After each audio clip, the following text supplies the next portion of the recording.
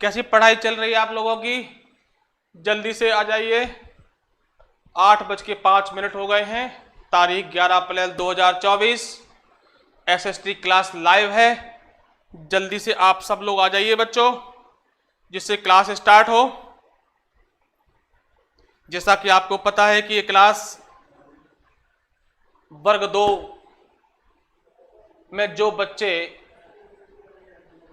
Eligibility test pass कर चुके हैं टीईटी, उनके लिए अगस्त 2024 में चयन परीक्षा का आयोजन किया जाना है। उसी परिप्रेक्ष्य में ये क्लास जो है स्टार्ट की गई है। तो जल्दी से बच्चे जुड़ जाइए, जिससे कक्षा का आरंभ हो। आपको दिख रहा होगा थंबनेल पर कि जो है वर्ग 2 जो परीक्षा है आपकी, उसी के संदर्भ में ये क्लास शुरू हुई है। तो आप जल्दी से आ जाइए, जिससे हम क्लास शुरू करें। ओके,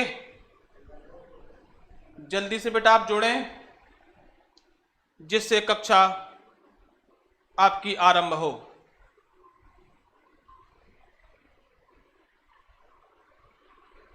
हेलो, प्रॉपर आवाज आ रही है? जल्दी से बता दीजिए।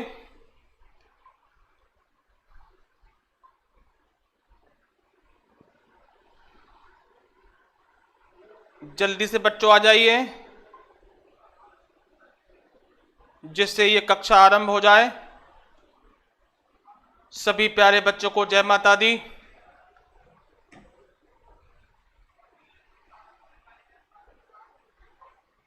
इसमें हम आपके लिए इतिहास विषय शुरू किए हैं, और इतिहास में एशियंट इंडिया जिन लोगों ने बैचलर डिग्री में बीए किया हुआ है, उन लोगों को ये क्लास प्रोवाइड कराई जा रही है। तो जल्दी से बच्चों आ जाइए, जिससे कक्षा आरंभ हो। चलिए तो लेट्स प्ले, खेलते हैं। पहला क्वेश्चन आपकी स्क्रीन पर। भारतीय उपमहाद्वीप में कृषि के प्राचीनतम साक्ष्य प्राप्त हुए हैं, ये प्रश्न है। तो जल्दी से बेटा आप बता दीजिए कि भारतीय उपमहाद्वीप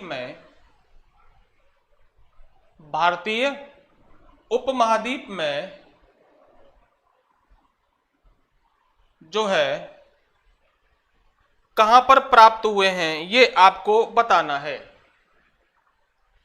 कृषि के प्राचीनतम साक्ष्य जो हैं कहां प्राप्त हुए हैं, ये आपको जो है बताना है।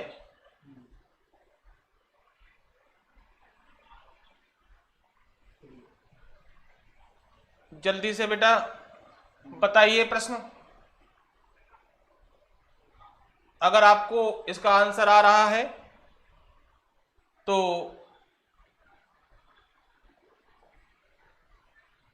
जल्दी से बताइए। ब्रह्मगिरी में है, चिरांद में है, मेहरगढ़ से है, या बुरजहोम से है?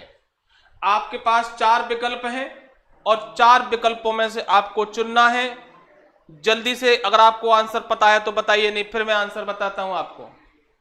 चलिए, इसका आंसर है मेहरगढ़। मेहरगढ़ अभी वर्तमान में पाकिस्तान में है। ये भारतीय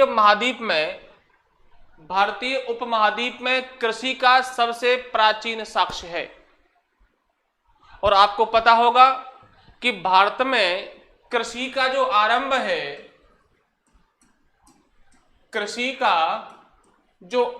है, वो किस काल में हुआ है? किस काल में हुआ है? ये प्रश्न है, किस काल में हुआ है। और ये पूछ रहा है कि साक्ष्य कहां मिले हुए हैं। तो दोनों ही प्रश्न आपस में कनेक्टेड हैं, तो दोनों को एक साथ ही पढ़ लें। इसका तो आंसर हो गया मेहरगढ़, और इसका आंसर हो गया नव पाषाण काल। नवपाषाण काल। पुरापाषाण काल, मध्यपाषाण काल और नवपाषाण काल। तो नवपाषाण काल में कृषि का आरंभ हुआ। तो ध्यान रखना, एक काम तो नवपाषाण काल में कृषि का आरंभ था और दूसरा काम था स्थायी निवास। स्थायी निवास यानी कि इससे पहले जो मानव था, जो आदि मानव था, वो एक स्थान पर नहीं रहता था, लेकिन इस काल में वो स्थायी निवास हो गया उसका। और तीसरा जो आविष्कार हुआ वो था व्हील, पहिया, पहिया का आविष्कार हुआ। तो ये जो है 3 चीजों के लिए विख्यात रहा। तो ये क्या बात आपकी समझ में आई है बच्चा? हम आपको समझा पाए हैं? बोलो बेटा। चलिए अगला प्रश्न लेते हैं बच्चों। अगला प्रश्न आपकी स्क्रीन पर ये रहा। उस स्थल का नाम बताइए जहां से प्राचीनतम स्थायी जीवन के प्रमाण मिले हैं। अभी मैंने आपको बताया था कि स्थायी जीवन जो शुरू हुआ नवपाषाण काल में हुआ, जिसमें कृषि का भी आरंभ हुआ था।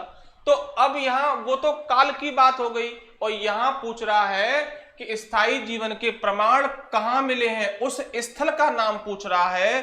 धौलावीरा में मिले हैं, किले गुल मोहम्मद में मिले हैं, कालीबंगा में मिले हैं या मेहरगढ़ में मिले हैं। बेटा ये मेहरगढ़ ही है। तो जल्दी से बताइए बच्चों, अगर आपको इसका आंसर पता है तो जल्दी से बता दीजिए। धौलावीरा में है या किले गुल मोहम्मद में है या कालीबंगा में है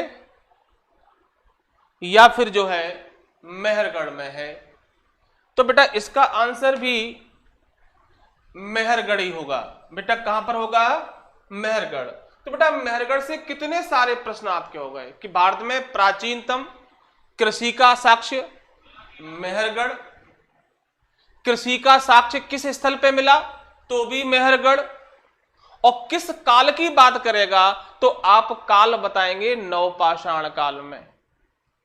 तो बच्चों क्या यह बात आपकी समझ में आ गई है? मैं आपको समझा पा रहा हूं? जल्दी से बताइए बेटा कमेंट करके। चलिए अगला प्रश्न लेते हैं। प्रश्न आपकी स्क्रीन पर है, प्रश्न नंबर 3 दिया हुआ है। मध्य पाषाणिक प्रसंग में टाइमिंग क्या दे रहा है बेटा? मध्य पाषाण यानी कि नवपाषाण काल से पहले और पुरा पाषाण काल के बाद, यानी कि 8000 बीसी के बाद की बात कर रहे हैं। 8000 बीसी से 4000 बीसी का जो समय है वो मध्य पाषाण काल का है। तो इस बीच में बात कर रहे हैं कि पशुपालन के प्रमाण जहां मिले हैं वह स्थान कौन सा है। प्रश्न क्लियर है? बहुत ही शानदार प्रश्न है और यह प्रश्न कई रूपों में आपसे पूछा जाता है। पहले यह प्रश्न हम करते हैं और फिर हम और बताएंगे आपको कि इसमें और क्या क्या क्वेश्चन बन सकते हैं। तो जल्दी से बेटा बताइए कि मध्य पाषाण काल के प्रसंग में पशुपालन के प्रमाण जहां मिले हैं वह स्थान कौन सा है? लंगनाज है, बीरभानपुर है, आदमगढ़ है या चोपनी मांडू है। ये 4 विकल्प आपकी स्क्रीन पर हैं। इनमें से आपको एक विकल्प को चुनना है। अगर आपको पता है तो जल्दी से बता दीजिए। अगर आपको इसका आंसर मालूम है तो जल्दी से आप बता दीजिए कि इसका कौन सा आंसर सही होगा।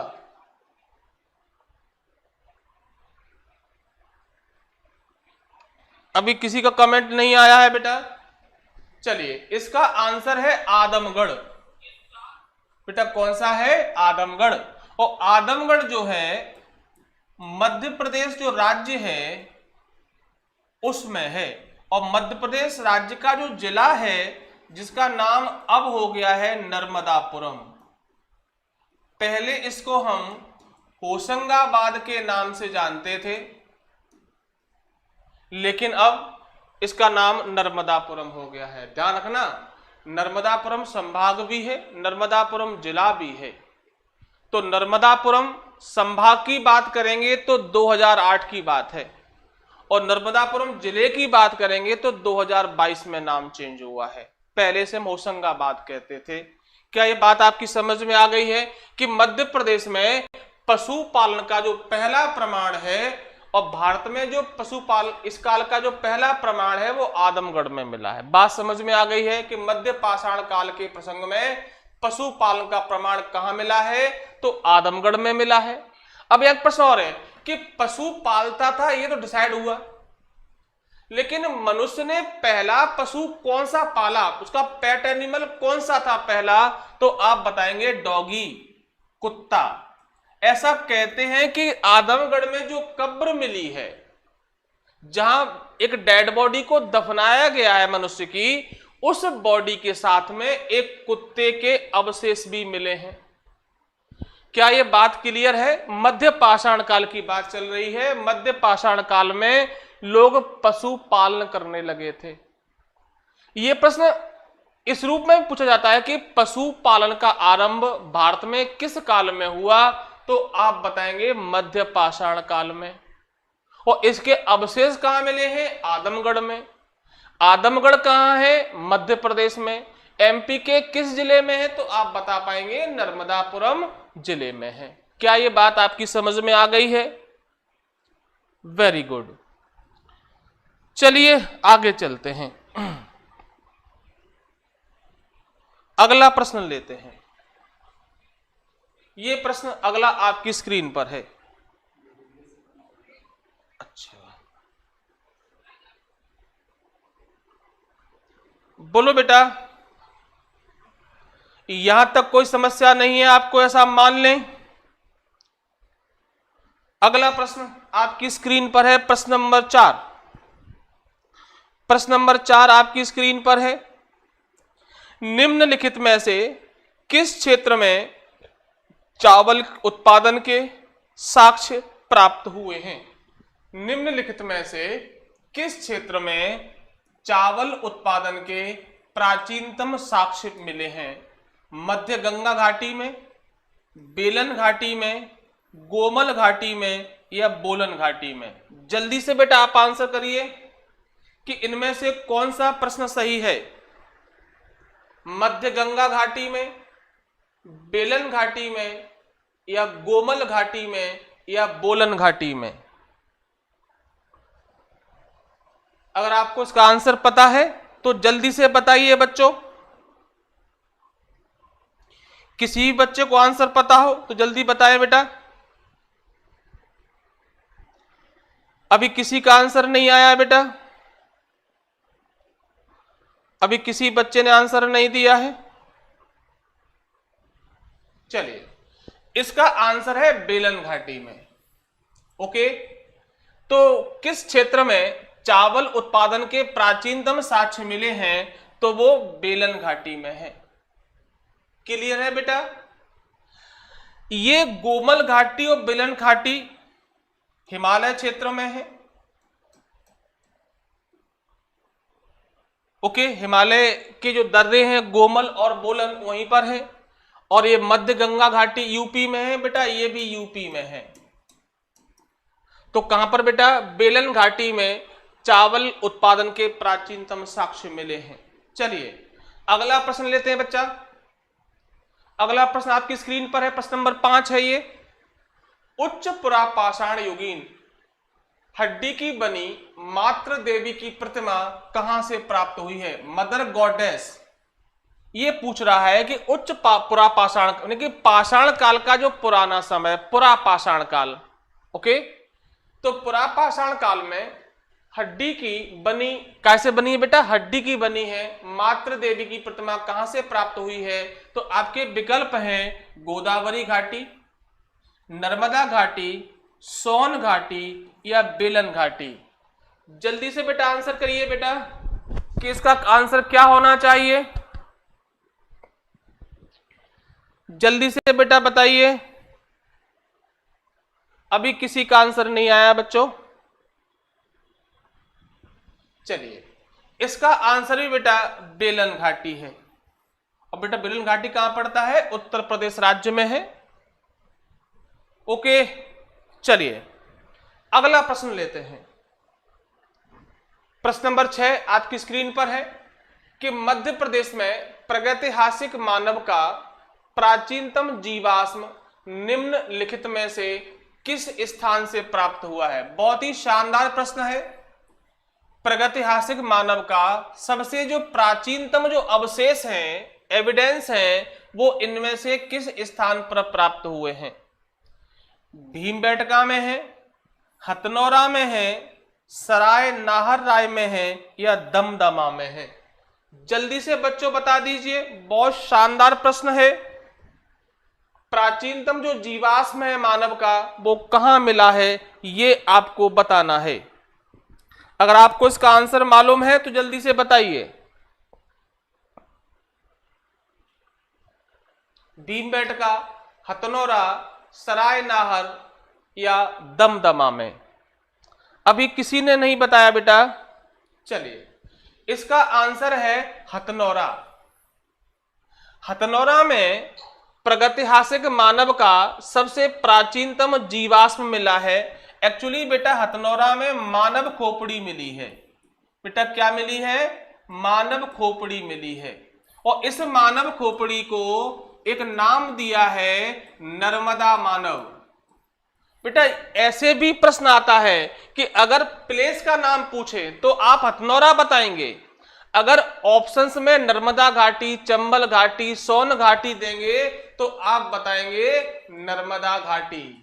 ऐसे भी इसको याद रखें, या ऐसे याद रखें कि भारत में प्रागैतिहासिक मानव के सबसे प्राचीनतम साक्ष्य किस घाटी में मिले हैं? तो नर्मदा घाटी में मिले हैं। और प्लेस की बात करेंगे तो हथनौरा में मिले हैं। और हथनौरा बेटा कहां है? मध्य प्रदेश में है। और मध्य प्रदेश के किस जिले में है? सीहोर जिले में है। क्या बात आपकी समझ में आ रही? मैं आपको समझा पा रहा हूं। अगर जिला पूछता है तो सीहोर, प्लेस पूछता है तो हथनौरा, राज्य पूछता है तो मध्य प्रदेश, और कभी घाटी की बात करता है तो नर्मदा घाटी में प्राप्त हुए हैं। अब जो मानव जीवाश्म मिला वो क्या पार्ट था बॉडी का? तो था मानव खोपड़ी। और इस मानव खोपड़ी को क्या नाम दिया? नर्मदा मानव। बात आपकी समझ में आ रही है? इसको इरेक्टस भी कहा गया है। ध्यान रखना, नर्मदा मानव या जो मानव खोपड़ी है इसको इरेक्टस नर्मेडेमिस भी कहा गया है। और इसकी जो खोज है वो एक व्यक्ति हैं, इतिहासकार हैं, अरुण सोनकिया। बेटा क्या नाम है? अरुण सोनकिया ने की थी। तो प्रश्न क्लियर है कि नर्मदा घाटी में मानव जीवाश्म की खोज किसने की? तो उनका नाम है अरुण सोनकिया।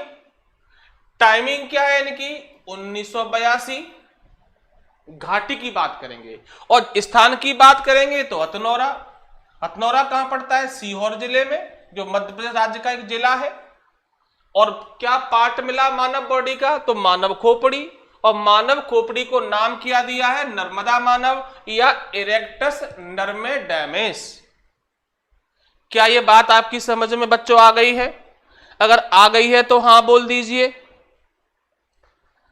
चलिए अगला प्रश्न लेते हैं।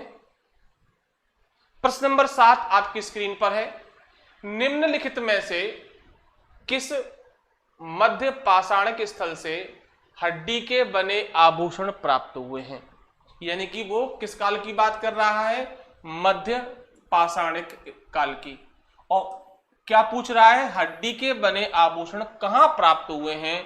बगौर में मिले हैं, बघौर में मिले हैं, बीरभानपुर में मिले हैं या महदहा जान में मिले हैं? जल्दी से बेटा आप बता दीजिए अगर आपको पता हो तो। जल्दी से बेटा बताइए कि कहां पर प्राप्त हुए हैं। अभी किसी का आंसर नहीं आया बच्चों।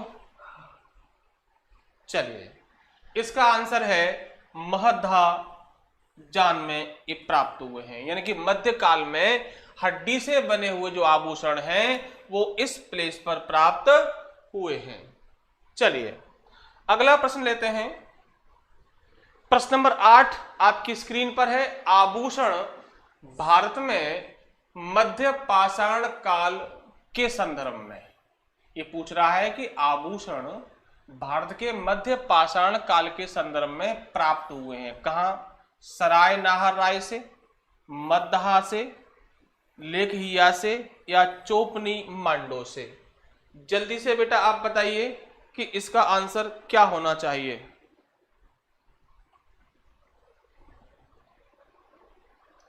अभी किसी का आंसर नहीं आया है बेटा?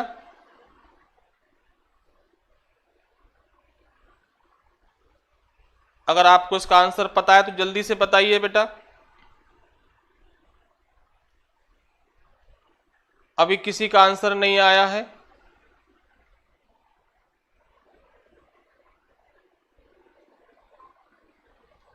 अभी किसी ने आंसर नहीं दिया है इसका बेटा।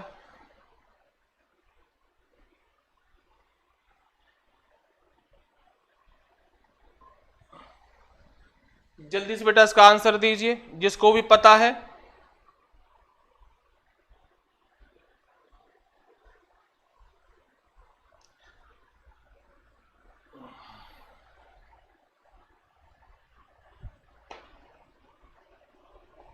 चलिए कोई बात नहीं, मैं बताता हूं। इसका आंसर बेटा बी है, महद्धा से प्राप्त हुए हैं। चलिए अगला प्रश्न लेते हैं। प्रश्न नंबर 9, विंध्य क्षेत्र के किस शैलाश्रय से सर्वाधिक मानव कंकाल मिले हैं? प्रश्न यह है कि विंध्यांचल जो क्षेत्र है भारत का, विंध्यांचल क्षेत्र में ये जानना चाह रहा है कि सबसे ज्यादा मानव कंकाल कहां मिले हैं। मोरहना पहाड़ से मिले हैं, गगरिया से मिले हैं, बगही खोर से मिले हैं या लेखहिया से मिले हैं। ये सिंपल सा प्रश्न है, जल्दी से बेटा बताइए। अगर आपको पता है तो जल्दी से बताइए बेटा।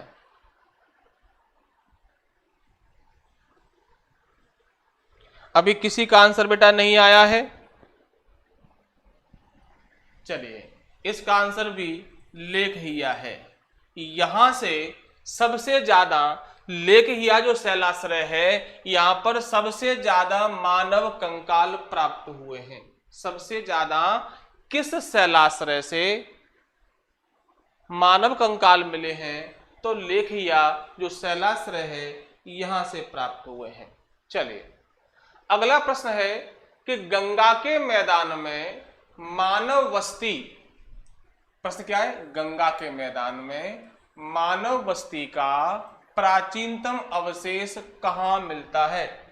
बड़ा शानदार प्रश्न है, जल्दी से पढ़िए इसको कि गंगा के मैदान में मानव बस्ती का प्राचीनतम अवशेष कहां मिलता है?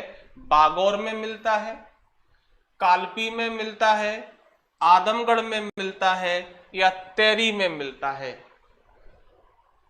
जल्दी से बेटा बताइए। अगर आपको इसका आंसर मालूम है तो जल्दी से बताइए बेटा।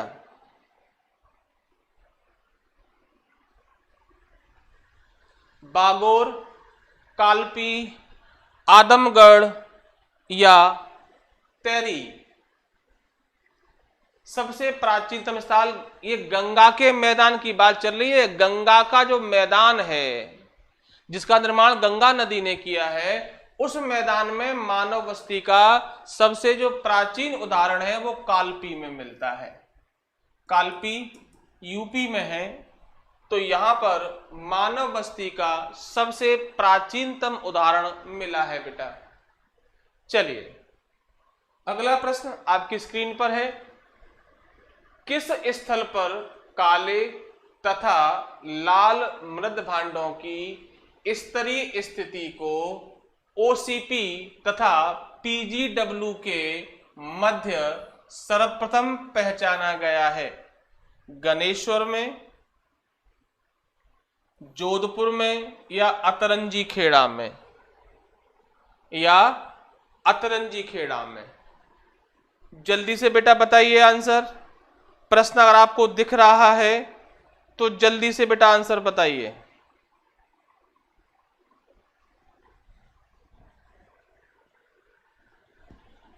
इसका आंसर बेटा है डी, अतरंजी खेड़ा।